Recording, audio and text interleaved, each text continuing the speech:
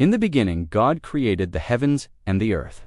The earth was formless and empty, and darkness covered the deep waters. And the Spirit of God was hovering over the surface of the waters. Then God said, "Let there be light," and there was light. And God saw that the light was good. Then he separated the light from the darkness. God called the light day, and the darkness night. And evening passed, and morning came, marking the first day. Then God said, "Let there be a space between the waters, to separate the waters of the heavens from the waters of the earth." And that is what happened. God made this space to separate the waters of the earth from the waters of the heavens. God called the space sky, and evening passed and morning came, marking the second day. Then God said, "Let the waters beneath the sky flow together into one place, so dry ground may appear." And that is what happened. God called the dry ground land, and the waters seas. And God saw that it was good.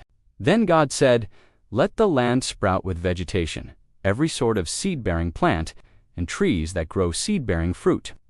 These seeds will then produce the kinds of plants and trees from which they came." And that is what happened. The land produced vegetational sorts of seed-bearing plants, and trees with seed-bearing fruit. Their seeds produced plants and trees of the same kind. And God saw that it was good. And evening passed, and morning came, marking the third day. Then God said, "Let lights appear in the sky to separate the day from the night. Let them be signs to mark the seasons, days, and years. Let these lights in the sky shine down on the earth." And that is what happened. God made two great lights, the larger one to govern the day, and the smaller one to govern the night. He also made the stars. God set these lights in the sky to light the earth, to govern the day and night, and to separate the light from the darkness. And God saw that it was good. And evening passed, and morning came, marking the fourth day. Then God said, "Let the waters swarm with fish and other life. Let the skies be filled with birds of every kind." So God created great sea creatures, and every living thing that scurries and swarms in the water, and every sort of bird each producing offspring of the same kind. And God saw that it was good. Then God blessed them, saying, "Be fruitful and multiply. Let the fish fill the seas, and let the birds multiply on the earth." And evening passed, and morning came, marking the fifth day. Then God said, "Let the earth produce every sort of animal, each producing offspring of the same kind livestock, small animals that scurry along the ground, and wild animals." And that is what happened. God made all sorts of wild animals, livestock, and small animals, each able to produce offspring of the same kind. And God saw that it was good. Then God said, "Let us make human beings in our image, to be like us.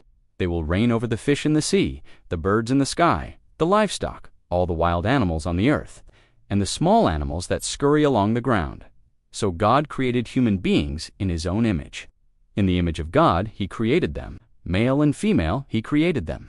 Then God said, "Look, I have given you every seed-bearing plant throughout the earth, and all the fruit trees for your food. And I have given every green plant as food for all the wild animals, the birds in the sky, and the small animals that scurry along the ground, everything that has life." And that is what happened. Then God looked over all he had made, and he saw that it was very good. And evening passed, and morning came, marking the sixth day. Thanks for watching till the end. Stay tuned for Chapter 2. Please like and subscribe for more videos. May the Lord bless you and protect you. May the Lord smile on you and be gracious to you. May the Lord show you his favor and give you his peace. Amen.